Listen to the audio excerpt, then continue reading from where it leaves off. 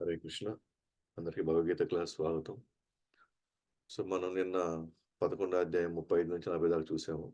So, ఈరోజు 41 నుంచి మనం టైంని బట్టి 46 దాకా వెళ్ళేదానికి అవకాశం ఉంది. చూస్తాము. సో, ఒకసారి మనం 35 శ్లోకం నుంచి వెళ్తే మనం చూసాము నిన్నంతా కూడా అర్జునుడు ఏ విధంగా భగవంతుని స్తుతిస్తా ఉన్నాడనమాట. కృష్ణుడిని స్తుతిస్తా ఉన్నాడు. గౌరవందనలు తెలుపుతూ ఉన్నాడు. అన్ని వైపుల నుంచి వందనాలు తెలుపుతూ ఉన్నాడు. సో, చెప్తూ బహుశా ఇంకా ఈరోజు వచ్చే రాబోయే సెక్షన్‌లో నేనది చూడలేకపోతున్నాను. దయచేసి నీ యథార్థమైనటువంటి నీ రూపానికి నువ్వు వచ్చేసేయి అని ఆయన వేడుకోవడం అనేది ఈరోజు చూస్తామనమాట. అయితే మనం ఒకసారి 35లోకెళ్తే సో, సంజయుడు ధృతరాష్ట్రపై ఈ విధంగా పలికాడు. భగవంతుని ఈ మాటలను వినిన తర్వాత అర్జునుడు వణుకుతూ పదే పదే చేతులు జోడించి నమస్కరించాడు.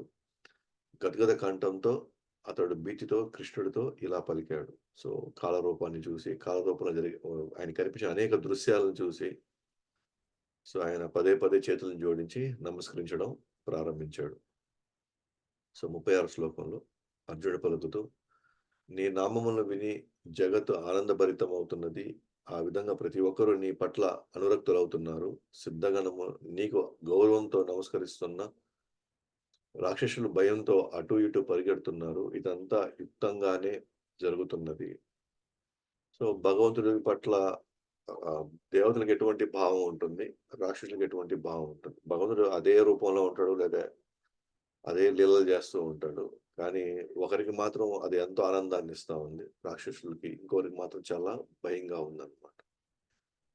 సో, మనం డిస్కస్ చేసుకున్నాం. సో, దేవతలు ఆయన పట్ల అనుకూలంగా ఉంటారు కాబట్టి, భగవంతుడు వాళ్ళకి ఆ విధంగా ఆనందకరంగా ఉంటారు. రాక్షసుల స్వభావాన్ని బట్టి వాళ్ళు భగవంతుడికి ప్రతికూలంగా ఉంటారు కాబట్టి, వాళ్ళు తగినట్టుగా వాళ్ళకి ఆ రూపం వాళ్ళకి భయం తెప్పిస్తూ ఉందన్నమాట. మొత్తం 37 శ్లోకంలోకెళ్తే ఏ విధంగా భగవంతుడు బ్రహ్మ కన్నా గొప్పవాడు, ఆది సృష్టికర్త. ఎందుకు అందరూ నమస్కరించకూడదు?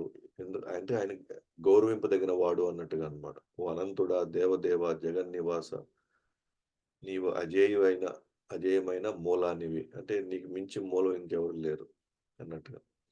సర్వకారణ కారణుడివి, భౌతిక సృష్టికి అతీతమైన వాడివి. ఈ సర్వకారణ కారణం గురించి నిన్నంతా కూడా మనం బాగా చర్చించుకున్నాం. సో, 38లో సో, నీవు ఆది దేవుడవి, పురాణ పురుషుడవి, ఈ జగత్తుకు చరమ ఆశ్రయ స్థానమువు. నీవు సమస్తం ఎరిగిన వాడవు, తెలియవలసిన సమస్తము నీవే. గుణాతీతుడవైన నీవే పరమ శరణ్యుడవు. ఓ అనంత రూప, ఈ సమస్త జగత్తు నీచే ఆవరింపబడింది. సో, ఆయన్ని అనేక రకాలుగా స్తుతిస్తూ ఉన్నాడు. సో, 39లో నీవే అగ్నివి, నీవే జలము, నీవే చంద్రుడవు, నీవే తొలి జీవి అయిన బ్రహ్మవు, నీవే ప్రపితామహుడవు. అందుకే నేను నీకు 1000 సార్లు పదే పదే నమస్కరిస్తున్నాను. సో, ప్రతి అంశంలో భగవంతుడు నిండి ఉన్నాడని, ఆయన లేకపోతే ఇవేవీ లేవనే విషయాన్ని ఇక్కడ అర్జునుడు చెప్తున్నాడు. ఫైనల్ 40 శ్లోకంలో. నీకు ముందు నుండి, వెనక నుండి, అన్ని దిక్కుల నుండి నమస్కారాలు చేస్తున్నాను. ఓ అనంత శక్తి కలవాడా! నీవే అమిత విక్రమానివి విక్రమానికి ప్రభువుడవు. నీవు సర్వవ్యాపివి. ఆ విధంగా నీవే సమస్తానివి. సో, ఆయన ఏ విధంగా నమస్కారాలు చెప్తున్నాడో గూడా అర్జునుడితో చెప్తున్నమాట. ఇప్పుడు 41, 42లో ఇంకొంచెం ఇప్పుడు అర్జునుడు కొంచెం పర్సనల్‌గా వెళ్తున్నాడనమాట కృష్ణుడితో. తన సాన్నిహిత్యాన్ని గుర్తు చేసుకుంటున్నాడు. ఆ సాన్నిహిత్యంతో తాను పొరపాటుగా అన్న కొన్ని మాటల్ని, కొన్ని పదాల్ని క్షమించమని జెప్పేసి అడుగుతున్నాడు. సహించమని జెప్పేసి వేడుకుంటున్నాడనమాట. అట్లా ముందు ముందు ఇంకా ఈ రూపాన్ని నేను చూడలేకపోతున్నాను. నా వల్ల కావడం లేదు. దయచేసి నీ యథార్థమైన రూపానికి నువ్వు వచ్చేసేయి అని జెప్పేసి ఆయన కోరుకోవడం గూడా జరుగుతుంది.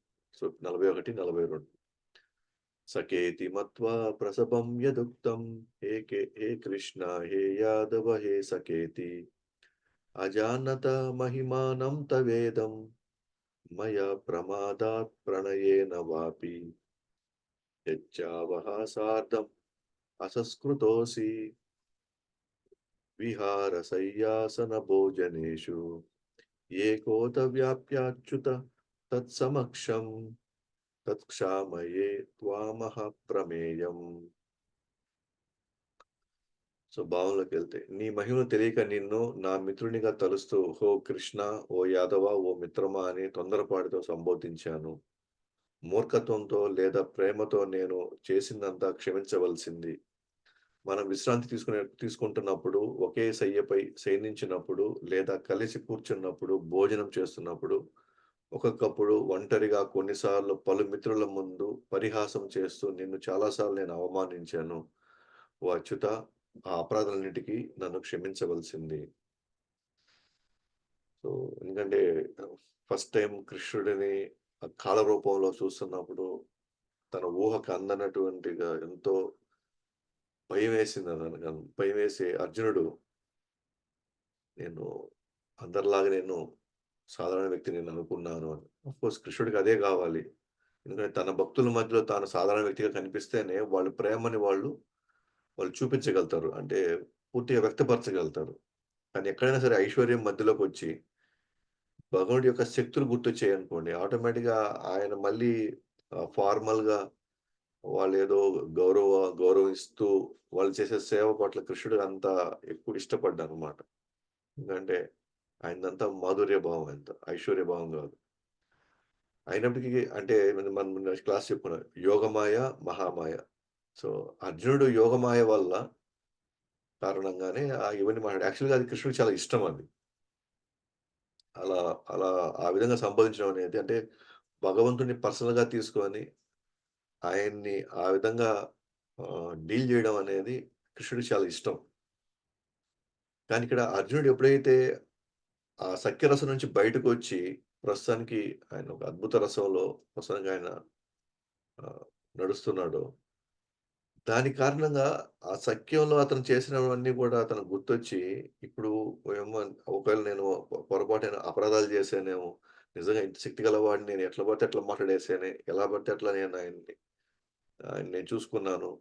అందుకే ఇక్కడ చూస్తే పలు పలు సందర్భాల్లో ఒంటరిగాను, పలు సందర్భాల్లో పలు మిత్రుల మధ్యలో నేను నీకు పరిహాసం చేశాను అంటున్నాడు. యాహ్! కాబట్టి ఎప్పుడైతే చూడండి ఆ యోగమాయ పక్కకెళ్ళి సాధారణంగా ఐశ్వర్య భావం గుర్తొచ్చినప్పుడు ఆటోమేటిక్‌గా మనిషి యొక్క మూడ్ మారిపోతా ఉంది ఇక్కడ. ఆటోమేటిక్‌గా ఆయన ఆ పాత తన తన కృష్ణుడితో అనుకున్నటువంటి సంబంధాన్ని పూర్తిగా మర్చిపోయాడు. ఇప్పుడు నేను పొరపాటు చేశానేమో దయచేసి నన్ను క్షమించమని జెప్పేసి, అపరాధన్నిటిని నన్ను క్షమించమని జెప్పేసి ఆయన వేడుకుంటున్నాడనమాట. సో, భాష్యంలోకెళ్తాం. అర్జునుడు క్షమించమని వేడుకుంటున్నాడు. ఓ కృష్ణ, ఓ యాదవ, ఓ సఖా అనవలసిన అవకాశం ఎందుకొచ్చింది? ఎందుకొచ్చింది ఆయనకి? ఓ కృష్ణ, ఓ యాదవ, ఓ సఖా అనే అవకాశం ఎందుకొచ్చిందిక్కడ? సో, ఆచార్యుడు అడుగుతున్నాడనమాట. అలా సంబోధించాల్సిన అవసరం కృష్ణుడికేమొచ్చింది అసలు? సో, ఎక్కడో అర్జునుడు కృష్ణుడి పట్ల ఈ భావంలో ఉన్నాడేమో అని ఆచార్యుడు తన యొక్క రచనలో వ్యక్తపరుస్తాడనమాట. ఏమని?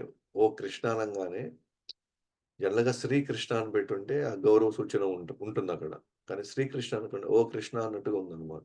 అంటే అది గౌరవంగా పిలిచినట్టుగా లేదు. అంటే తగిన గౌరవం ఇచ్చినట్టుగా లేదనమాట.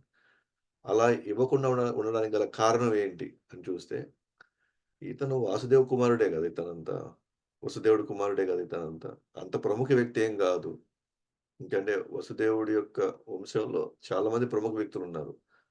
ఆ ప్రముఖ వ్యక్తుల్లో వసుదేవుడు ప్రముఖ వ్యక్తి కాదు. కృష్ణుడు ఆయన నుంచి వచ్చాడు గాబట్టి ప్రముఖ వ్యక్తి అయ్యాడు గానీ, సాధారణంగా అందరు రాజులతో పోల్చినప్పుడు ఆయన గూడా ఒక రాజు అంతే తప్ప. కానీ ప్రముఖ వ్యక్తి తర్వాత అయ్యాడు.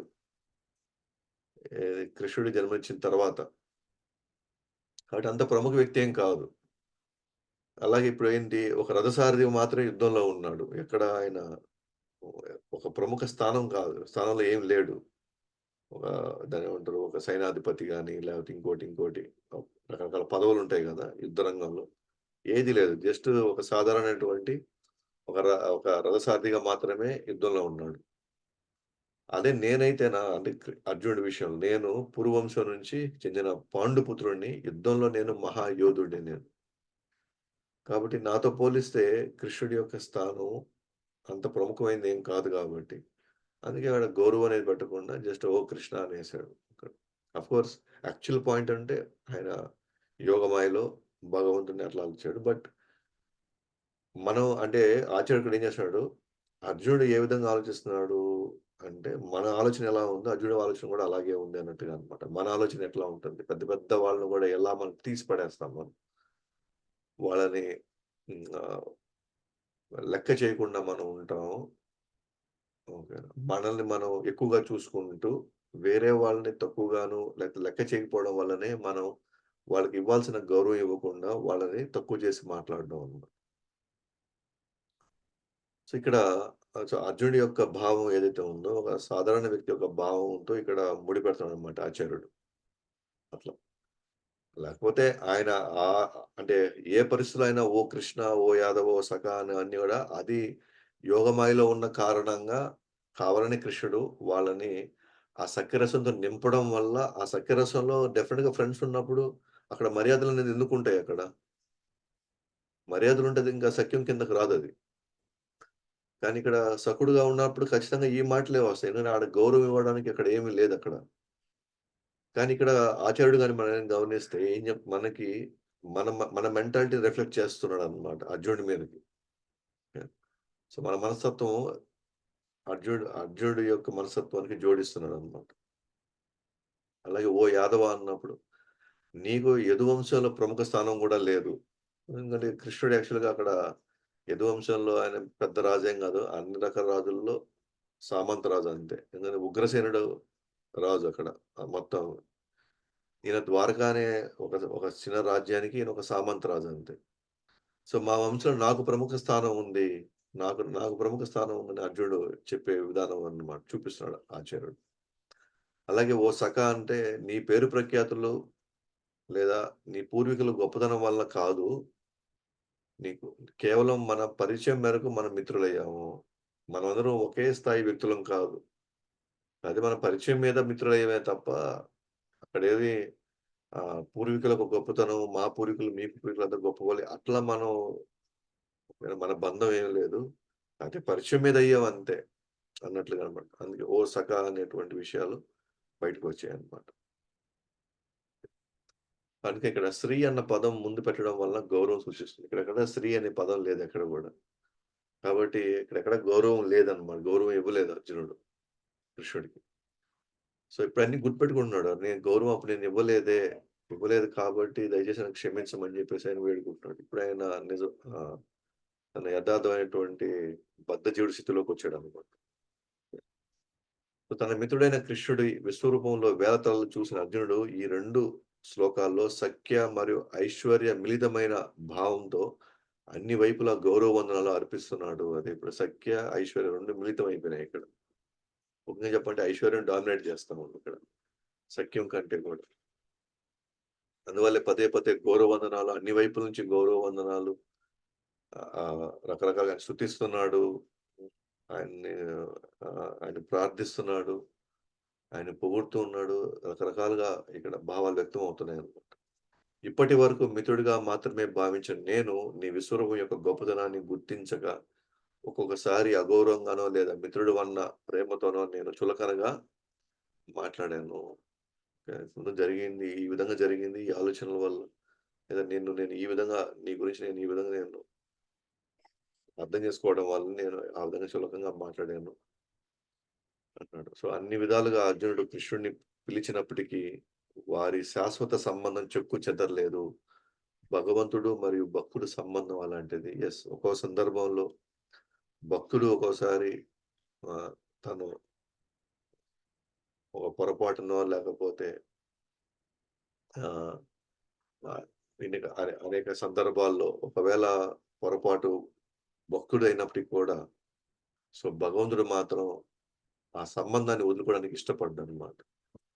సో, ఎందుకంటే ఆ సేవకుడు చేసినటువంటి తన సేవ దాన్ని గుర్తుపెట్టుకుంటాడు కృష్ణుడు. తర్వాత తిట్టినవి, తర్వాత మన అవమానించిన కృష్ణుడు పట్టించుకోడు పెద్దగా. సో, చేసిన సేవ మాత్రమే దృష్టిలో పెట్టుకుంటాడనమాట కృష్ణుడు.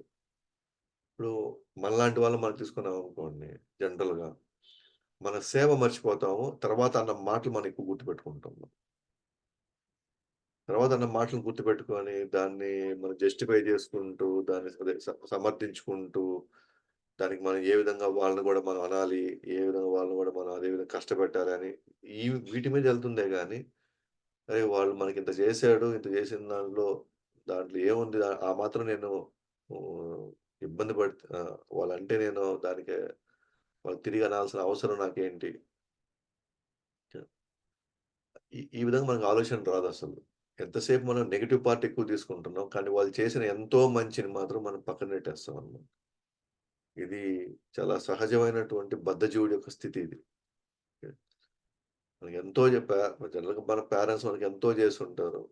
లేకపోతే మన తోబుట్టువులు వేరే రకరకాల రూపాల్లో ఎంతో చేసుంటారు. కానీ ఎక్కడో ఒక చిన్న ఆస్తి గొడవ మొత్తం అంతా అన్ని సంవత్సరాల అన్నీ పక్కకెళ్ళిపోయినాయన్నమాట. ఎన్నో సందర్భాలు వాళ్ళు మన స మనం శారీరకంగా ఇబ్బంది పడినప్పుడు ఆరోగ్యపరంగా గాని, ఇంకో విధంగా ఎన్నో త్యాగాలు గూడా చేసుంటారు. కానీ అన్నీ పక్కకెళ్ళిపోయాయన్నమాట. ఫైనల్‌గా నేను అనుకున్నది వాళ్ళు ఇవ్వలేదు అనే ఒక చిన్న దాన్ని పట్టుకుంటున్నాం. కానీ కృష్ణుడిక్కడ మిగతావన్నీ వదిలేస్తాడనమాట. ఎంత నాకు సేవ చేయగలిగాడు, నా గురించి ఎంత ప్రచారం చేయగలిగాడు, నా గురించి ఎంతవరకు 10 మంది చేత అవమానాలు పడ్డాడు. దాన్ని మాత్రమే మనసులో పెట్టుకొని మిగతావన్నీ పక్కనెట్టేస్తాడనమాట. అందుకే ఇక్కడ భగవంతుడిది, భక్తుడిది సంబంధం అలాంటిదనమాట. ఎన్ని విధాలుగా అర్జునుడు పిలిచినప్పటికి కూడా శాశ్వత సంబంధం చెక్కు చెదరలేదనమాట. అంటే భగవంతుడు వదలడు. మనం వదిలించుకుంటామనమాట అంతే. మనం దూరం అవ్వడానికి మనం వదిలించుకుంటాం. అంటే కృష్ణుడి ప్రేమ ఎటువంటిది అంటే, ఆయన దయ, కరుణ కారణంగా భక్తులను క్షమిస్తూ ఉంటాడు. ఏం చేసినా సరే, ఆయన దయ, కరుణ వల్ల భక్తులను క్షమిస్తూనే ఉంటాడనమాట. సో, మనం భాగవతం నుంచి గాని, మనం ఎన్నో సందర్భాలు మనం చూస్తూ ఉండొచ్చు. అందుకే కృష్ణుడు మనం గాని స్టేట్‌మెంట్ గాని చూస్తే 9 అధ్యాయంలో 31, 32 శ్లోకాల్లో సో, భగవంతుడే క్లియర్‌గా అక్కడ మనకి చెప్తున్నాడనమాట. ఒకవేళ నా భక్తులు ఒకవేళ పొరపాటున యాదృచ్ఛికంగా తెలియక ఒకవేళ వాళ్ళు తప్పులు చేసినా గూడా ఆహ్, అది ఎవరికీ గూడా హక్కు లేదు. వాళ్ళని ఏ విధంగా ఏమైనా అనడానికి. ఎందుకంటే అతను ఆహ్, శీఘ్రమే అతను మళ్ళీ ధర్మ మార్గంలోకి మళ్ళీ అతను వచ్చేస్తాడు. కాబట్టి అంటే ఎంత ఎనకాల వేసుకొనొస్తాడు తన భక్తుడిని. ఒకవేళ చేసినప్పటికి కూడా ఎవరికీ వేరే హక్కు లేదు. మీరెవరు అనడానికి లేదు అని జెప్పేసి తనని కాపాడుతున్నాడనమాట. వేరే వాళ్ళ దగ్గర నుంచి కాపాడుతున్నాడు. అట్ ది సేమ్ టైమ్ భరోసా గూడా ఇస్తున్నాడు. అతను ఖచ్చితంగా మళ్ళీ తన యథార్థమైన ఆహ్, భక్తిలోకి అతను వచ్చేస్తాడతను అని జెప్పేసి కృష్ణుడు అక్కడ అంటే వెనకేసుకొని రావడం లేదా తన భక్తుల్ని ఎవరి పట్ల ఎవరి దగ్గర గూడా నిందల పాలవ్వడం అది కృష్ణుడికి ఇష్టం లేదనమాట. అందుకే ఆయన దయ, కరుణ కారణంగా భక్తులు క్షమిస్తూనే ఉంటాడనమాట. 43 శ్లోకానికెళ్తాం. పితాసి లోకస్య చరాచరస్య త్వమస్య పూజ్యస్య గురుర్గరీయాన్ న తత్స్వమోऽస్త్యభిధికः కుతోऽన్యో లోకత్రయేऽప్యప్రతిమః ప్రభావ. స్వభావంలోకెళ్తే ఈ సమస్త లోకానికి చర అచరాలకు నీవే తండ్రివి. నీవే దానికి పరమ పూజ్యుడవు, పరమ గురువుడవు. నీతో సమానమైన వాడు కానీ, ఏకమైన వాడు కానీ లేడు. అయితే ఓ అపరిమిత శక్తి సంపన్నుడా! నీకంటే గొప్పవాడు ఈ ముల్లోకాల్లో ఎవడుంటాడు? అంటే అర్జునుడికి క్లియర్‌గా కనబడతా ఉంది. 10 అధ్యాయంలో కృష్ణుడు ఈ విభూతులన్నీ చూడు అన్నప్పుడు, ఇక నువ్వు నువ్వు నువ్వు చూడనివి, భవిష్యత్తులో చూడబోయేటివి, నువ్వు తెలుసుకోవాల్సినవన్నీ గూడా వీటిలోంచి నువ్వు అర్థం చేసేసుకో అన్నాడు. లేదు లేదు నేను అది చూడాలనుకుంటున్నాను. ఏ విధంగా నువ్వు సమస్త విభూతుల్లో నువ్వు ఎట్లా వ్యాపించి ఉన్నావో నేను చూడాలనుకుంటున్నాను అని అడిగాడు అర్జునుడు. సో, ఇప్పుడు మొత్తం ఎటు చూసినా కృష్ణుడే వేల తలలతో, వేల నాలుకలతో, వేల బాహువులతో మొత్తం నిండిపోయి ఉండేసరికి ఇంక దాంట్లోనే అందరూ కనపడుతున్నారు. దేవతలు కనపడుతున్నారు, అవతారాలు కనపడుతున్నాయి, అన్నీ కనపడుతున్నాయి అక్కడే. ఇంక నీకంటే గొప్పవాడు ఎవడు ఈ ముల్లోకాల్లో ఎవడుంటాడసలింక? అంటే మొత్తాన్ని వ్యాపించేసావు. సమస్తం నీలోనే ఉన్నారు, నీతోనే ఉన్నారనే భావన ఇక్కడ క్లియర్‌గా నాకు కనిపిస్తా ఉంది మొత్తం గూడా. ఇంక నీకంటే పరమ పూజ్యుడు ఎవరున్నారు? పరమ గురువుడు ఇంకెవరున్నారు? ఆ! నీకు సమానమైన వ్యక్తి ఎవరున్నారిక్కడ? ఏకమయ్యేటువంటి వ్యక్తి ఎవరున్నాడిక్కడ? ఎవ్వరు లేరిక్కడ అసలిక్కడ. సో, ఈ పాయింట్ మనకు కన్వే చేయడానికి మనం సరిగ్గా మనం కన్వే చేయాలన్నమాట ప్రజలకి అందరికి కూడా. ఇక్కడ. ఎందుకంటే వాళ్ళకేంది కృష్ణుడు ఒక్కడేనా దేవుడు. ఏంది మీరు కృష్ణుడు ఒక్కడినే మీరు చెప్తున్నారేంది? కృష్ణుడి గురించి మాత్రమే చెప్తారేంటి అన్నప్పుడు. ఆహ్, ఇది కృష్ణుడు తను నిరూపించుకున్నాడు విశ్వరూపంలో తనలోనే అందరూ ఉన్నారని, తానే సమస్తం విస్తరించాడని. దేవతల ద్వారా తానే అన్ని కార్యాలు నిర్వర్తిస్తాడనే విషయాన్ని వాళ్ళకి మనం వాళ్ళకి అర్థమయ్యేలాగా మనం వివరించాలి. కాబట్టి ఆయనకి మించి గాని, ఆయనతో సమానమైన గాని, ఓకేనా, ఏకమయ్యేది గాని ఏమీ లేదిక్కడ. సో, అపరిమిత శక్తి సంపన్నుడంటే ఇంకా ఆయనే అన్నిటికి మూలమైనప్పుడు ఆయనకి మించి శక్తి గల వాళ్ళు ఎవరున్నారింకా? ఎవరుంటారు? సో, మూలం కాబట్టి అందుకే ఆయనే తండ్రి అవుతున్నాడు. కాబట్టి ఈ విషయాన్ని మనం క్లియర్‌గా మనం కన్వే చేయాలన్నమాట. మనం కన్వే చేయకపోతే వీళ్ళు ఎప్పుడు కృష్ణుడు తప్ప ఇంకెవరు దేవుడు కాదంట. మిగతా వాళ్ళ దేవుళ్ళు ఎవరు కాదు. ఎందుకు కాదు? వీళ్ళు కూడా క్రిస్టియన్స్ లాగా అయిపోయారు వీళ్ళు గూడా. సో, సో, ఇలాంటి ఆలోచనలు లేదా ఇలాంటి భావాలు వ్యక్తం చేయడానికి అవకాశం ఉందన్నమాట. బట్ మనం క్లియర్ చేయాలి. విశ్వరూపానికి 10థ్ చాప్టర్, 11థ్ చాప్టర్‌లో ఉన్న ఆహ్, వాటి మధ్య ఉన్న కనెక్షన్స్ మనం చెప్పాలన్నమాట. సో, భాష్యంలోకెళ్తే అర్జునుడు కృష్ణుడి కృష్ణుడి నమ్మ సఖ్యం కాని శక్తుల గురించి ఈ శ్లోకంలో వివరించడం జరిగింది. నమ్మశక్యం కాని శక్తుల గురించి. ఎందుకంటే ఎవరు నమ్ముతారు? సర్వం వ్యాపిస్తాడు ఒకరని. దాంట్లో ఆహ్, అందరూ దాంట్లోనే ఉన్నారు అని. ఆయన యొక్క ఆధీనంలోనే ఆయన ఆజ్ఞ మేరకే అన్నీ నడుస్తున్నాయనేది. అందులో అది కృష్ణుడిలో ఉన్నాయని ఆయన ద్విభుజ రూపంలో అంటే 2 చేతుల్లాగా ఒక సుందర రూపంలో, ఒక మానవ రూపంలో ఉన్నప్పుడు ఎవరు ఊహిస్తారు ఇదంతా కూడా? ఇన్ని శక్తులు ఈ సాధారణ వ్యక్తిలాగే ఉన్నాడు. ఇతనిలో అన్ని శక్తులు ఉన్నాయా అని ఎవరు ఊహిస్తారు? అందుకే ఇది నమ్మశక్యం కాని శక్తులన్నమాట ఇవి. కృష్ణుడి వివిధ రకాలుగా అర్జునుడికి కీర్తించడం మనం ఈ శ్లోకంలో చూస్తాము. కృష్ణుడిని తండ్రిగా, ఆధ్యాత్మిక గురువుగా, అన్ని విధాలుగా పూజనీయుడు. ముల్లోకాల్లో కృష్ణుడితో సమానంగా ఎవరు లేరు. కాబట్టి మనం గమనిస్తే సో, పద్మపురాణం ప్రకారంగా మనం అపరాధాలు చదివేటప్పుడు కృష్ణుడితో సమానంగా గాని, స్వతంత్రంగా గాని, శివుడు గాని, బ్రహ్మ గాని లేరు అన్నప్పుడు ఇక్కడి నుంచి తీసుకొస్తున్నాం అన్నమాట. ఏంటి ఆధారం అంటే విశ్వరూపం నుంచి మనం తీసుకొస్తున్నాం ఆధారాన్ని. శివుడు ఎక్కడైనా విశ్వరూపం చూపించాడా? లేదు. బ్రహ్మ ఎక్కడైనా విశ్వరూపం చూపించాడా? లేదు. ఇంకెవరైనా విశ్వరూపం చూపించారా? లేదు. ఈవెన్ నారాయణుడు విశ్వరూపం చూపించినట్టు గాని, రాముడు విశ్వరూపం చూపించినట్టు గాని, ఇతర ఏ అవతారాలు కూడా విశ్వరూపం చూపించినట్టుగా ఎక్కడ లేదు. ఓన్లీ కృష్ణుడు మాత్రమే చూపించాడు. అందుకే ప్రభుపాద అంటారు, ఎవరైనా సరే ఇక్కడ దేవుడు అని ఎవరినైనా సూచిస్తే, ఎవరికైనా ఒక సాధారణ వ్యక్తులు కూడా ఈయన భగవంతుడని ఎవరైనా ఆపాదిస్తే, ఎవరైనా సరే ఫస్ట్ విశ్వరూపం చూపించండి అని ఈ ప్రశ్న వేయండి. విశ్వరూపం చూపిసి ఎవరు విశ్వరూపం చూపిస్తే నేను వాళ్ళ దేవుడని నేను నమ్ముతాననేటువంటి ఆ ఛాలెంజ్‌ని స్వీకరించమని చెప్పండి అని చెప్పాననమాట. కాబట్టి మూర్ఖులు మాత్రమే కృష్ణుడు ఆయన నుండి శరీరం, మనసు, హృదయం మొదలైనవి వేరు అని అనుకుంటారు. అంటే మూర్ఖులు మాత్రమే అంటే కృష్ణుడు దివ్యము అంటే మొత్తం దివ్యమే అక్కడ. శరీరము దివ్యమైందే, మనసు దివ్యమైంది, హృదయము, బుద్ధి అన్నీ దివ్యమైనవే. కానీ మూర్ఖులు మాత్రం ఏమంటారంటే కృష్ణుడు ఆత్మ వేరు, కృష్ణుడి యొక్క శరీరం వేరు, కృష్ణుడి యొక్క మనసు వేరు, కృష్ణుడి యొక్క హృదయం వేరు అని విడదీస్తారనమాట. ఆయన హోల్ అండ్ సోల్‌గా మొత్తంగా ఆయన దివ్యమే అంతా. ఆయన కళ్ళు దివ్యమే, చేతులు దివ్యమే, ఆయన వెంట్రులు గూడా దివ్యమే. ఈవెన్ ఆయన వేసుకున్నటువంటి దుస్తులు గూడా దివ్యమైనవే. జనరల్‌గా అది భౌతిక పదార్థం అయినా గూడా అవి గూడా దివ్యమైనవే. ఆయన యేసుకున్నటువంటి నగలు గూడా దివ్యమైనవే. వేసుకున్న పూలమాల గూడా దివ్యమైందే. కాబట్టి ఎందుకు ఎందుకు ఈ విషయాన్ని ఇక్కడ ప్రస్తావించాల్సొచ్చిందంటే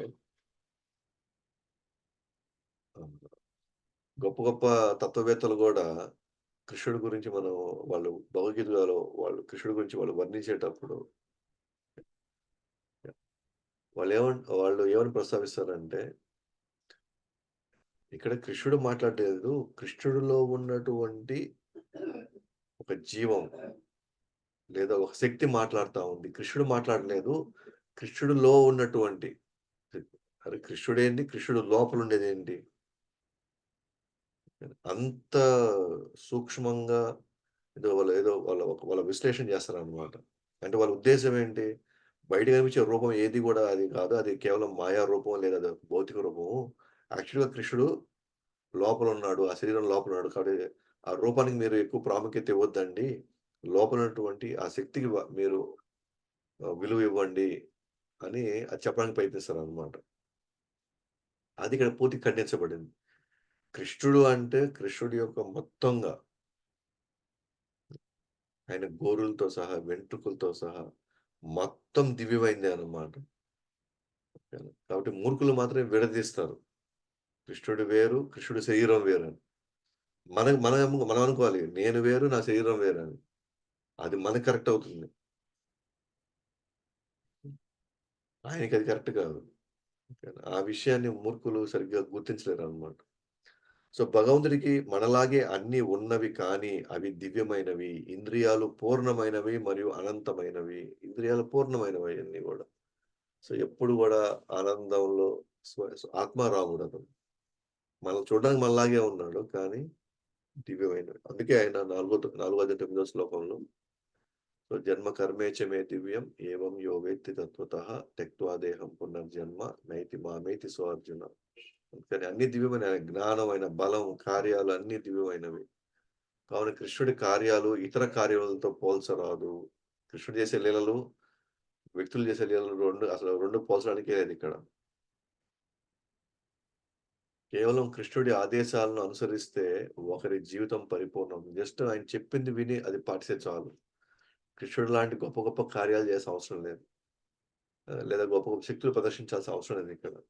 కృష్ణుడిచ్చే ఆదేశాలని మనకున్నటువంటి శక్తి సామర్థ్యాలతో సిన్సియర్‌గా ఆయనకి మనం చేయగలిగితే ఓకే. అప్పుడు మన జీవితం పరిపూర్ణమైపోతుంది. అండ్ కృష్ణుడికి కూడా మన శక్తియుక్తుల గురించి బాగా తెలుసు ఆయనకి. మన మన మన మన పరిధి ఏంది? మన స్థాయి ఏంటి? అన్నీ ఆయనకి బాగా తెలుసనమాట. మనం ఏంటి the best of my ability మనం చేయడానికి ప్రయత్నించాలి. అందుకే చైతన్య చరితామృతంలో ఆది లీల ఐదో అధ్యాయం 142 శ్లోకం. ఏకలే ఈశ్వర కృష్ణ ఆరసభ భృత్య అన్నాడు. అంటే ఇక్కడ ఏకలే ఈశ్వర కృష్ణ. ఒకే ఒకడే ఉన్నాడు ఈశ్వరుడిక్కడ. ఒకే ఒక భగవంతుడు ఉన్నాడంటే. మిగిలినవందరూ గూడా ఆయన సేవకులే. ఆరసభ భృత్య. సో, భృత్య అంటే ఆయన సేవకులే మిగతా వాళ్ళంతా గూడా. ఆయన యొక్క ఆజ్ఞ మేరకు, ఆయన యొక్క వ్యూహాల మేరకే లేదా ఆయన ప్రణాళికల మేరకే అన్నీ నడుస్తా ఉన్నాయన్నమాట ఇక్కడ. ఆయన ప్రణాళికల మేరకే ఆహ్, ఆయన వెంకటేశ్వర స్వామిలాగా కలియుగంలో మొదటి భాగంలో వచ్చాడు. ఆయన వ్యూహం మేరకే నరసింహస్వామిలాగా వచ్చి ప్రహ్లాదుడిని కాపాడాడు. ఆయన వ్యూహం మేరకే ఇతరులు గూడా రకరకాల అవతారాలు గావచ్చు, దేవతలు గావచ్చు అందరూ గూడా ద ఆయన వ్యూహాల్లో భాగంగా, లీలలో భాగంగానే అందరూ ఉంటారే తప్ప, ఇక్కడెవరు వేరు వేరు లేరు. ఎవరిష్ట ప్రకారంగా వాళ్ళు నడుచుకోరు. ఒక అవతారం గొప్పది, ఇంకో అవతారం గొప్పది. ఒక దేవత గొప్ప, ఇంకో దేవత తక్కువ అట్లా ఏమి ఉండదనమాట ఇక్కడ. మొత్తం అందరూ గూడా భగవుడి యొక్క వ్యూహంలో భాగంగానే ఆయన ఆజ్ఞ మేరకే ఇయన్నీ ఒక సిస్టమాటిక్‌గా ఎళ్తున్నాయన్నమాట అంతా. సో, ప్రతి ఒక్కరు ఆయన ఆజ్ఞ మేరకు దశానిర్దేశంలో అందరూ నడుచుకుంటారు. అందరూ నడుచుకోవాల్సింది నడుచుకుంటారు గూడా. అని 44 శ్లోకంలోకెళ్తాం. తస్మాత్ ప్రణమ్య ప్రణిధాయ కాయం ప్రసాదయే త్వామహిమీశమీడం పితేవ పుత్రస్య సఖేవ సఖ్యుః ప్రియా ప్రియాయార్హసి దేవసోడుం. సో, భావంలోకెళ్తే నీవు ప్రతి జీవునిచే పూజింపబడవలసిన దేవదేవుడువు. అందుకే నేను నేలపై వ్రాలి నీకు నమస్కరిస్తూ నీ కరుణను వేడుకుంటున్నాను. తండ్రి తన కుమారుని మొండితనాన్ని, మిత్రుడు తన మిత్రుని అమర్యాదను, భర్త తన భార్య చనువును సహించినట్లుగా నేను నీ పట్ల చేసిన తప్పులను దయచేసి సహించవలసింది. సో, నీవు ప్రతి జీవునిచే పూజింపబడవలసిన దేవదేవుడివి. యెస్. ప్రతి ఒక్కరు గూడా కృష్ణుడిని మాత్రమే పూజించాలన్నమాట. కృష్ణుడు లేకపోతే ఇక్కడ ఏమీ లేదు. ఇక్కడ ఏమీ ఉండదు కూడా.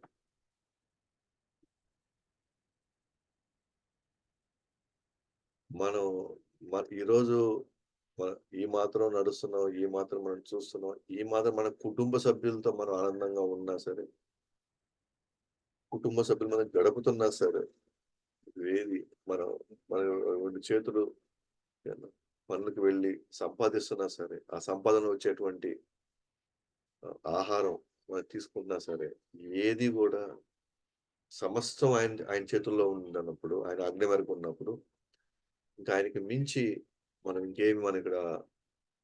ఇంకెవరిని పూజించగలుగుతాం ఇక్కడ. అందుకే అర్జునుడు నేను నేలపై వేసి నీ కరుణ కోసం నేను వేడుకుంటున్నాను. కాబట్టి నేను ఏదైనా చేసుంటే ఒకవేళ పొరపాటున ఓ కృష్ణ, ఓ యాదవ, ఓ సకేతి అని నేను పిలిచినప్పుడు, ఒకవేళ నువ్వు నన్ను అది అపరాధంగా నువ్వు గాని భావించినట్లయితే, అది ఒక తప్పుగా నువ్వు గాని తీసుకున్నట్లయితే, దయచేసి అది నువ్వే సహించుకోవాలి తప్ప, నేను ఆ తప్పుని నేను చేయకుండా ఉండలేకపోవచ్చు. లేదా చేసిన తప్పుని ఆహ్, నిన్ను గాయపరిచిన విషయాన్ని, ఆ గాయం నేను తీయలేను ఒకవేళ ఏదైనా గాని ఉంటే గూడా. కాబట్టి ఒకవేళ మొండితనం అనుకుంటే, ఒకవేళ అది అమర్యాద అనుకుంటే, లేదా చనువు అనుకుంటే ఏదైనా సరే, సో, తండ్రిలాగా నువ్వు ఆలోచించుకో. కుమారుడు యొక్క మొండితనాన్ని తీసినట్టుగా. నువ్వు దాన్ని ఏమాత్రం పట్టించుకోనట్టుగా నువ్వు ఉండాల్సిందే. ఒక మిత్రుడు ఇంకో మిత్రుడు మర్యాద లేక చే మర్యాద చే మర్యాద చూ మర్యాదగా చూడకపోయినా సరే, నువ్వేం జేయొచ్చు, దయచేసి పెద్దగా దాన్ని పట్టించుకోవద్దు. అలాగే భర్త తన భార్య చనువును సహిస్తున్నట్లుగా అన్ని నువ్వు సహించు. అట్లా నా తప్పులన్నీ కూడా నువ్వు క్షమించు అని జెప్పేసి చెప్తానన్నమాట. సో, కాబట్టి సో, మనం గాని ఒక విషయం గాని తీసుకుంటే, సాధారణంగా ఈ మధ్య క్లాస్‌లో నేను విన్నాను.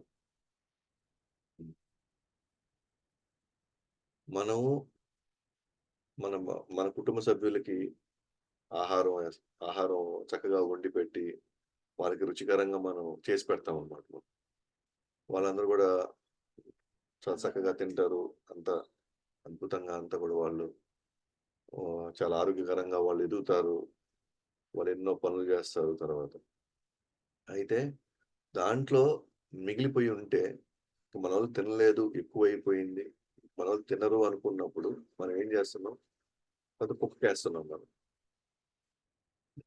సో, కుక్కకేసినప్పుడు ఆ కుక్క మన దగ్గర వదిలేసి, మనకి ఎక్కువైనటువంటి ఆహారాన్ని వదిలేసి దానికి పడేస్తుంటేనే, ఆ కుక్క మన పట్ల ఎంతో విశ్వాసంగా ఉంటుంది. మన గురించి ఏదో ఒకటి చెయ్యాలని తన తపన పడుతూ ఉంటుంది ఆ కుక్క. ఎన్నో రకాలుగా మనల్ని ఎట్లా కాపాడాలి, ఎలా మనం రక్షించాలి అని జెప్పేసి కుక్క ఆలోచిస్తుంది. ఏది మనం పడేసినటువంటి ఎంగిలి పడేసిన ఎంగిలి మనకు వద్దనుకోని, మనకు ఎక్కువైపోయిన దాన్ని మనం పడేస్తేనే కుక్క దాన్ని తీసుకొని మన మొత్తానికి కుటుంబాన్ని మొత్తానికి ఆహ్, కుక్క ఎంతో విశ్వాసంగా ఉంటది. అలాంటిది భగవంతుడు మనకి ఇంత చేస్తుంటే, ఇన్ని రకాలుగా మనకి మన మన జీవితంలో ఆయన యొక్క దయ, కరుణ మనకు చూపిస్తా ఉంటే, మన ఆరోగ్యపరంగా కావచ్చు, లేకపోతే మనకున్న తెలివితేటల పరంగా కావచ్చు, లేకపోతే మనం డబ్బు సంపాదించే సామర్థ్యం కావచ్చు. ఏది తీసుకున్నా సరే, అది మన కృష్ణుడు మనకి అంత బెస్ట్‌గా మనకిచ్చినప్పుడు, మనం ఎంత విశ్వాసంగా ఉండాలి. ఆయన గురించి మనం ఎంత పట్టించుకోవాలి. సో, ఆయన కోసం మనం ఎంత చేయడానికి మనం సిద్ధపడాలి. అదొక్కసారి మనం ఆలోచించాలి. మనకి ఎక్కువైపోయి మనం మనకెక్కువైపోయేసి పడేసిన వాటికి కుక్క అంత విశ్వాసంగా మనందరిని చూసుకుంటున్నప్పుడు, మరి కృష్ణుడు మనకి చేసేటివన్నిటితో పోల్చుకున్నప్పుడు, మనకు మనకి మనకు దొరకని కొన్ని మనం మన కోరికలు కొన్ని తీరలేదని, లేదా మన వ్యూహాలు కొన్ని అనుకున్నట్టుగా జరగలేదని జెప్పేసి, మనం భగవంతుని పక్కన పెట్టి, భగవంతుడు నాకేం జేశాడు? భగవంతుడు నేనెందుకు జేయాలి? నాకేం అవసరం? ఆహ్, నా శక్తి, నా తెలివితేటలు నేను సంపాదిచ్చాను. నేను కట్టాను. ఇవన్నీ గూడా నేను ఆహ్, నా తెలివితేటలు, నా సామర్థ్యంతో ఇవన్నీ నేను చేసుకుంటూ వెళ్తున్నాను. ఇక్కడ ఇక్కడ దేవుడికి నేనేం జేయాలిక్కడ? అవసరం ఏంటి? ఆ పాయింటొచ్చింది అంటే, అప్పుడు మనం ఆలోచించుకోవచ్చు మరి. అందుకే ఈడ ప్రతి జీవుడిచే పూజింపబడవలసిన వాడు దేవాదేవుడు.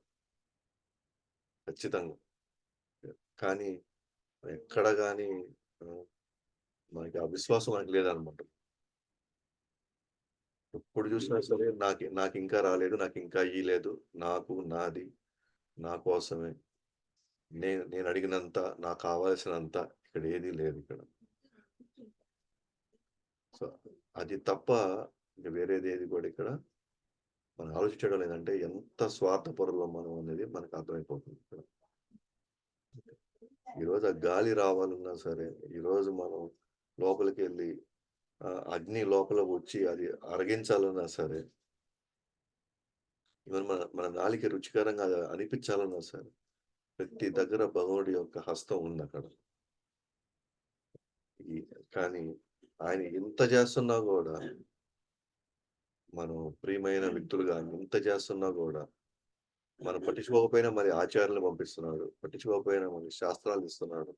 ఇన్ని చేసినా గూడా ఇంకా గాదు. ఇంకా నాది, నా కుటుంబం, నా స్వార్థం కోసం నాకు కావాల్సిందే జరగాలి. నాకు కావాల్సింది అవ్వాలి అనే పాయింటొచ్చింది అంటే, అప్పుడు మనం ఆలోచించుకోవచ్చు. అందుకే ఇక్కడ ప్రతి జీవి యాక్చువల్‌గా మనం పడవలసిన వ్యక్తి ఎవరు అంటే భగవంతుడిని, కృష్ణుడిని. అటువంటి భాష్యంలోకెళ్తే, కావున నేను నీకు సాష్టాంగ నమస్కారం చేస్తున్నాను.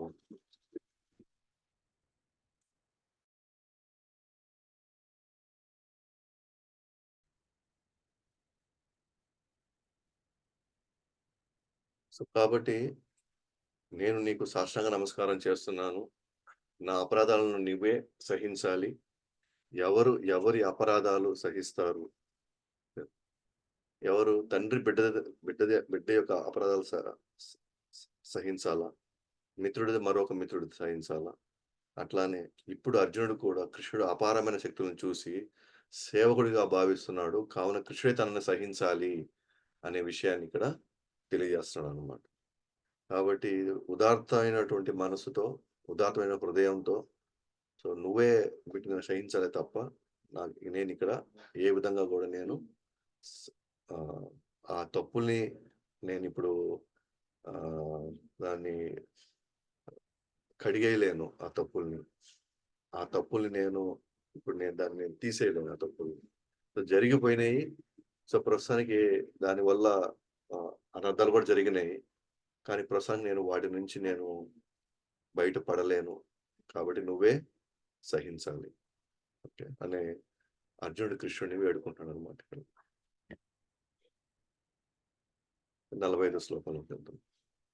అదృష్టపూర్వం హృషితోస్మి దృష్ట్వా భయేన చ ప్రవ్యథితం మనో మే తదేవ మే దర్శయ దేవరూపం ప్రసీద దేవేశ జగన్నివాస. స్వభావం. ఇంతకు ముందెన్నడూ చూడనట్టి ఈ విశ్వరూపం చూసి నేను సంతోషించాను. కానీ అదే సమయంలో భయంతో నా మనస్సు కలత చెందింది. అందుకే ఓ దేవదేవ జగన్నివాస నా ఎడ కృప జూపి తిరిగి నీ భగవద్ రూపమును చూపవలసింది. So, yes. వాస్తవానికి ఇప్పుడు ఎవ్వరూ చూడనటువంటి విశ్వరూపాన్ని నాకు చూపిచ్చావు. యెస్. నేను సంతోషించాను. ఎవరికి దొరకనటువంటి అదృష్టం నాకు దొరికింది. కానీ అదే సమయంలో ఆ విశ్వరూపం చూసి నాకు భయమేస్తా ఉంది నాకు. మనసు కలత చెందుతా ఉంది. కాబట్టి దయచేసి నీ భగవత్ రూపానికి నువ్వు మళ్ళీ తిరిగి వచ్చేసేయి. నువ్వు తిరిగి అవే నాకు చూపించు అని జెప్పేసి ఇక్కడ కృష్ణుడు అర్జునుడు కృష్ణుడిని వేడుకుంటున్నాడన్నమాట. సో, భాష్యంలోకెళ్తే. సో, ఎవ్వరూ చూడని విశ్వరూపం చూడడం చాలా సంతోషంగా ఉంది. అదే సమయంలో ఆ భయంకర రూపాన్ని చూసి చాలా భయం గూడా వేసింది. కావున వసుదేవుని కుమారునిగా ప్రీతికరమైన నీ అందమైన ముఖార విందాన్ని నాకు మరలా చూపించుము. ఇక ఎప్పటికీ ఆ విశ్వరూపాన్ని చూపించుకుము. అది నా విన్నపము. సో, ఇంకా అర్జునుడికి క్లారిటీ వచ్చేసిందనమాట. సో, కృష్ణుడు దేవాది దేవుడు. కృష్ణుడిలోనే అనేక రూపాలు ఉన్నాయి. కృష్ణుడు వల్లే అనేక రూపాలు గూడా తీసుకోవడం సాధ్యమవుతుంది. అనేక శక్తులతో ఈ సమస్తాన్ని గూడా నడిపేది గూడా కృష్ణుడే. కాబట్టి ఏ విధంగా నువ్వు వ్యాపించావో విభూతుల్లో గావచ్చు, ఇతర అంశాల్లో ఎట్లా నువ్వు ఇప్పుడు నాకు క్లియర్‌గా అర్థమైపోయింది. ఇంత భయంకర రూపాన్ని మళ్ళీ నేను చూడదలుచుకోలేదు. యెస్. ఏ భక్తుడు గూడా భగవుడి యొక్క విశ్వరూపాన్ని చూడడానికి ఎవరు ఇష్టపడరనమాట. ఒక విధంగా భక్తుల సెన్స్‌లో చూస్తే అదొక వికృత రూపమే అది. ఒక విధంగా చెప్పాలంటే. అఫ్‌కోర్స్ వికృత రూపం అనే పదం మనం వాడగూడదు. బట్ అంటే ఆ శ్యామసుందర రూపాన్ని చూసిన తర్వాత ఇంత భయంకర రూపాన్ని చూస్తే ఖచ్చితంగా వాళ్ళు భక్తులనే వాళ్ళు మళ్ళీ ఈ రూపాన్ని చూడాలని వాళ్ళు ఏమాత్రం కోరుకోరనమాట. కాతే అర్జునుడు ఒక కుతూహలత ఉండింది. అది ఎలా ఉంటదబ్బా అని. అఫ్‌కోర్స్ అది కూడా తన కోసం గాదు. ఎందుకంటే ఆల్రెడీ ఆయన విశ్వరూపం దాటినటువంటి ఇంకొక దివ్యమైనటువంటి రూపాన్ని ఎప్పుడు తను చూస్తూనే ఉన్నాడు. సో, ఆ దివ్యమైన ద్విభుజ సుందర రూపాన్ని అందరూ చూసేటువంటి రూపం గాదు. అందరికి కనబడే రూపం గాదు. కానీ ఆ రూపం అది చూసేటువంటి స్థితిలో అర్జునుడు ఉన్నప్పటికి గూడా మనం ముందే చెప్పుకున్నాం అది మన బద్ధజీవుల కోసం అంటే అర్జునుడు కేవలం తన మిత్రుడు కాబట్టి సపోర్ట్ చేస్తున్నాడు అని ఆ విషయం గాకుండా, అలాగే దేవతలకు గూడా ఆ రూపాన్ని చూసేటువంటి అవకాశం కృష్ణుడిచ్చాడు. ఎందుకు దేవతలకు గూడా ఇచ్చాడు? రేపు ఒకవేళ అర్జునుడు మాత్రమే జూసుంటే, అర్జునుడు కల్లో కన్నాడేమో, కల్లో ఆ రూపాన్ని జూసాడేమో అని ఎక్కడ మళ్ళీ మనం అలాంటి ఒక నిర్ధారణకెళ్తామేమోనని కృష్ణుడు ఏం జేశాడు, దేవతలు గూడా కొంతమందికి ఆ రూపాన్ని చూసే అవకాశం ఇచ్చాడన్నమాట. సో, కాబట్టి వాస్తవానికి భక్తులు ఈ రూపాన్ని అసలు కోరుకోరు. అందుకే ఆయన నాకు మళ్ళీ ఇంక చూపించకు అని ఇది నా విన్నపం అంటున్నాడు. విశ్వరూపం భౌతికమైనది మరియు అశాశ్వతమైనది. అయితే వైకుంఠంలో దివ్యమైన శాశ్వతమైన చతుర్భుజ నారాయణుడు రూపము. ఓకే. ఇది అశాశ్వతమైంది. ఇది భౌతికమైంది కాబట్టి దీనికి వేరే ప్రత్యేకమైనటువంటి ఇది అవతారం గాదు. కాబట్టి దీనికి ప్రత్యేకమైనటువంటి ఒక లోకము ఉండదు. సో, అది కేవలం విశ్వాన్ని నడిపించడం కోసం ఒక ఫ్రేమ్ వర్క్ లాగా ఉందన్నమాట. అది ఒకం చెప్పాలంటే ఈ గర్భోదక్షాయి విష్ణు యొక్క విస్తరణ అది. ఎక్స్‌పాన్షన్. అది వైకుంఠంలో దివ్యమైన శాశ్వత రూపము. అది వేరు. ఈ విశ్వరూపం అనేది టోటల్‌గా వేరు. సో, ఈ రెండిటిని ఎప్పుడూ ఒకటిగా మనం చూడడానికి లేదు. సో, చతుర్భుజంలో వివిధ అస్త్రాలను బట్టి వివిధ నామాలు గూడా ఉంటాయి. సో, భగవంతుడి నామాలు మారుతున్నాయి. అలాగే అంటే చతుర్భుజంలో ఆయన పెట్టుకున్నటువంటి గద, పద్మ, శంకు చక్రాలు 4, 4 చేతుల్లో 4 రకాలుగా అది పెట్టుకున్నప్పుడు వాటి పేర్లు మారుతున్నాయి. నామాలు ఇక్కడ మారుతున్నాయి. ఒకరు వసుదేవ, ప్రద్యుమ్న, సంకర్షణ ఇట్లా ఒక అస్త్రాలను బట్టి పేర్లుంటాయన్నమాట. అన్ని రూపాలు కృష్ణుడితో సమానమే. అందుకే అర్జునుడు ఆ చతుర్భుజ రూపాన్ని చూడాలని కోరుకుంటున్నాడు. ఎందుకంటే ఆయన భయమేసింది కాబట్టి. సో, ఫస్ట్ ఆయనొచ్చిన చతుర్భుజ రూపం ఏమొచ్చింది? వసుదేవుడి నుంచి ఆయనొచ్చినప్పుడు చతుర్భుజ రూపంలో వచ్చాడు. సో, ఫస్ట్ దానికి రమ్మంటాడు. తర్వాత మళ్ళీ ద్విభుజ రూపానికి వచ్చేస్తాడన్నమాట. అండ్ ఈ రోజుకి మన ఆఖరి శ్లోకం. కిరీటినం గదినం చక్రహస్తం ఇచ్చామి త్వం దృ ద్రష్టుమహం తదేవ తేనైవ రూపేణ చతుర్భుజేన సహస్రబాహో భవ విశ్వమూర్తే. కిరీటినం గదినం చక్రహస్తం ఇచ్చామి తాం ద్రష్టుమహం తథైవ తేనైన రూపేణ చతుర్భుజేన సహస్రబాహో భవ విశ్వమూర్తే. ఓ విశ్వరూప, ఓ సహస్రబాహో, శిరముపై కిరీటముతో సహస్తములలో గదా చక్రము శంఖము పద్మములతో ఉన్నటి నీ చతుర్భుజ రూపమును నేను చూడగోరుతున్నాను. ఆ రూపంలో నిన్ను చూడాలని నేను అభిలాషిస్తున్నాను. సో, క్లియర్‌గా ఇక్కడ కృష్ణుడు నీ చతుర్భుజ రూపాన్ని చూడగోరుతున్నాను. ఆ రూపంలో నిన్ను చూడాలని నేను అభిలాషిస్తున్నాను. సో, ఇప్పుడు నేను ఇంత తీవ్రమైనటువంటి కోరిక ఇప్పుడు ఉంది. దయచేసి నీ సదానమైనటువంటి నీ చతుర్భుజ రూపంలోకి నువ్వు వచ్చేసేయమని జెప్పేసి ఆయన చాలా ఆతృతగా, చాలా దీనంగా వేడుకుంటున్నాడన్నమాట కృష్ణుడిక్కడ. సారీ, అర్జునుడు కృష్ణుడిని. ఒకవేళ మీరు శక్తివంతమైన రూపాన్ని చూపించదలుచుకున్న దానిలో అత్యున్నత రసాన్ని నింపితే మనసుతో ఎంతో ఆహ్లాదకరంగా ఉంటుంది. ఆ రూపం చూపమని వేడుకున్నాడు. అంతేగాని మనసుని కష్టపెట్టి ఆ భయంకర రూపం చూపవద్దని ఆ ఉద్దేశంతో అర్జునుడు ఈ వాక్యములు పలికాడు. ఒకవేళ అది ఎంత శక్తివంత రూపమైనా సరే, దానిలో కొంత రసాన్ని నింపితే, మాధుర్యాన్ని లేదా కొంత సఖ్యాన్ని నింపితే అది ఆహ్లాదకరంగా ఉంటుంది ఎవరికైనా సరే. ఇప్పుడు శక్తివంతం రూపం అంటే బహుశా అది చతుర్భుజ రూపం అయిండు. అది భయంకర రూపం కాదు. దాంట్లో కొంత రసం ఉందక్కడ. ఎక్కడ ఒక దాస్య రసము, ఆయన ఒక యజమానిగా దాస్యులకి ఒక అద్భుతమైన ఐశ్వర్య భావంలో ఉన్నటువంటి ఒక రూపాన్ని ఆయన ఇచ్చినప్పుడు అది ఆహ్లాదకరంగా ఉంది. అఫ్‌కోర్స్ చతుర్భుజ రూపం మనలాంటి రూపం కాదు. మనకి 2 చేతులున్నాయి. అక్కడ 4 చేతులున్నాయి. బట్ స్టిల్ అర్థమవుతుంది ఆయన శక్తిమంతుడైన వాడు అని. కానీ అక్కడ అక్కడ మన మధ్య జరిగే భగవంతుడికి మన మధ్య జరిగేటువంటి ఏదైతే సంబంధం లేదా అనేక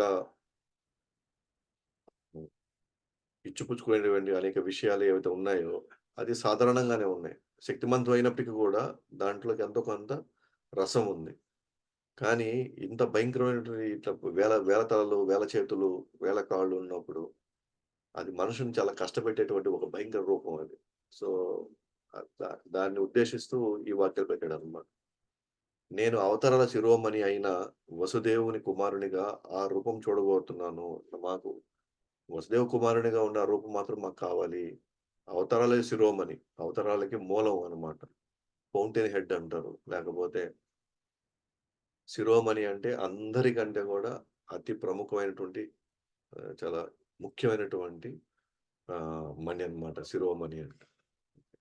భక్త శిరోమణి అంటారు. భక్తుల్లో శ్రేష్ఠుడు. అంటే అవతారాల్లో శ్రేష్టమైంది. వసుదేవుని కుమారుడిగా చూపించమంటున్నాడు. సో, వేల చేతుల రూపం నుండి విరమించి చతుర్భుజ రూపంలో దర్శనమివ్వండి అని అడిగాడు. కాబట్టి బ్రహ్మ సంహితలో 5:39లో రామాదిమూర్తీషు కలనీయమైన తిష్టంది. సో, కృష్ణుడు నిజమైన దేవాదేవుడుగా ప్రస్తుతానికి విశ్వరూపం చూపిస్తున్నాడు. ఆయనకి ఎన్నో రూపాలున్నాయి. రాముడు, బలరాముడు, తర్వాత వామనుడు ఎన్నో రూపాలున్నాయి. బట్ దాంట్లో ప్రస్తుతానికి ఒక రూపం చూపిస్తున్నాడు విశ్వరూపం. కాబట్టి ఆయన ఏ రూపం నుంచి ఏ రూపంలాగైనా వెళ్ళగలుగుతాడు. ఏ రూపం నుంచి ఏ రూపంగా అయినా రాగలుగుతాడు. సో, ఆ విషయాన్ని మనకిక్కడ బ్రహ్మ సంహిత చెప్పబడుతుందండి. కాబట్టి బ్రహ్మ సంహితలోని శ్లోకం గాని, శ్రీమద్ భాగవతంలో కూడా ఇదే నిరూపిస్తా ఉంది. సో, కృష్ణుడు తన అవతారాల నుండి వేరు కాదు. తను అనేక రూపాల్లో తీసుకోగలడు. సో, శ్రీమద్ భాగవతంలో నిరూపిస్తా ఉంది. అది 1, 3, 28లో ఏ విధంగా కృష్ణుడు స్వయం భగవానుడు అనేక అవతారాలు ఉన్నప్పటికి కూడా కృష్ణుడు స్వయం భగవానుడనే విషయాన్ని చెప్తున్నారనమాట వ్యాసుల వారు. సో, కృష్ణుడు తన అవతారాల నుండి వేరు కాదు. ఆయన అవతారాలు వేరు వేరు కాదు. అలాగే తను అనేక రూపాలు తీసుకోగలుగుతాడు. అనేక రూపాలు ఆయన రాగలుగుతాడు. సో, అన్ని రూపాల్లో నవయవ్వనంగా కనిపిస్తారు. దేవదేవుడి యొక్క స్థిరమైన గుణం ఇదేంటంటే ఆయనకి ఎప్పటికి ముసలితనం అనేది రాదు. ముసలితనం వచ్చిందంటే ఆయన దేవుడు గాదు. సో, ఈరోజు మనం కలియుగంలో చాలామంది ముసలితనంలోకొచ్చి ఆయన్ని భగవాన్ అన్న టైటిల్ ఇచ్చేస్తున్నారు. ఆయన దేవుడుగా మొక్కుతున్నారనమాట. అసలు అంటే స్థిరమైన ఒక గుణం ఏంటి అనంటే, ఆయనకి ఇప్పుడు గూడా నవయవ్వనంగా కనిపిస్తారనమాట. కాబట్టి కృష్ణుడిని తెలుసుకున్న వారు భౌతిక కల్మషాల నుండి విడుదల పొందుతారు. కాబట్టి కృష్ణుడి గురించి ఈ ఈ అవగాహన ఉన్నవాళ్ళు ఖచ్చితంగా ఆయన ఆదేశాలను పాటించడానికి లేదా ఆయనకి శరణాగతి పొందడానికి వాళ్ళు ముందుకొస్తారు. ఎప్పుడైతే ఆ విధంగా వాళ్ళు ముందుకొస్తారో ఖచ్చితంగా అన్ని భౌతిక కల్మషాల నుంచి వాళ్ళు విడుదల పొందుతారనమాట. సో, ఆ విధంగా మనం గాని గమనిస్తే సో, ఈరోజు మనం 41 శ్లోకం నుంచి ఏ విధంగా అర్జునుడు కృష్ణుడిని వేడుకుంటున్నాడు. తన ఈ భయంకర రూపం నుంచి వదిలి తాను సాధారణమైనటువంటి రూపానికొచ్చేయమంటున్నాడు. అలాగే పొరపాటున గాని ఏదైనా నేను ఒకవేళ ఆహ్, గతంలో అనేక రకాలుగా పిలిచి ఉంటే, ఓ కృష్ణ, ఓ యాదవ, ఓ సఖా అని దయచేసి ఒక తండ్రి కొడుకుని మన్నించినట్టుగా, ఒక మిత్రుడు ఇంకో మిత్రుడిని మన్నించినట్టుగా, అలాగే ఒక భర్త తన భార్యని మన్నించినట్టుగా చనువుతో ఒకవేళ ఏమైనా ఉంటే సో, అలాగా నువ్వు మాత్రమే సహించగలుగుతావు. కాబట్టి ఎందుకంటే నేను నీ సేవకుడిని కాబట్టి నువ్వే సహించాలి. సో, నువ్వే వాటిని భరించాలి అని. సో, అర్జునుడు కృష్ణుడిని వేడుకోవడం మనం ఈ సెక్షన్‌లో చూసామనమాట. కాబట్టి ఈరోజు ఇక్కడితో సెషన్ క్లోజ్ చేస్తున్నాను. సో, మరి నెక్స్ట్ క్లాస్‌లో 47-55 ఆ సెక్షన్‌లోకెళ్తున్నాము నెక్స్ట్. సో, ఇది చాలా చాలా ముఖ్యమైనదనమాట. ఈ మొత్తం 11 అధ్యాయంలో ఈ లాస్ట్ సెక్షన్ చాలా చాలా ముఖ్యమైనది. సో, శుద్ధ భక్తులు మాత్రమే కృష్ణుడి యొక్క ద్విభుజ రూపాన్ని దర్శించగలుగుతారు. సో, దేవతలకు గూడా దొరకనటువంటి ఈ శ్యామసుందరి రూప దర్శనం చాలా దుర్లభమైనదనమాట. అంత ఈజీగా దొరికేది గాదు.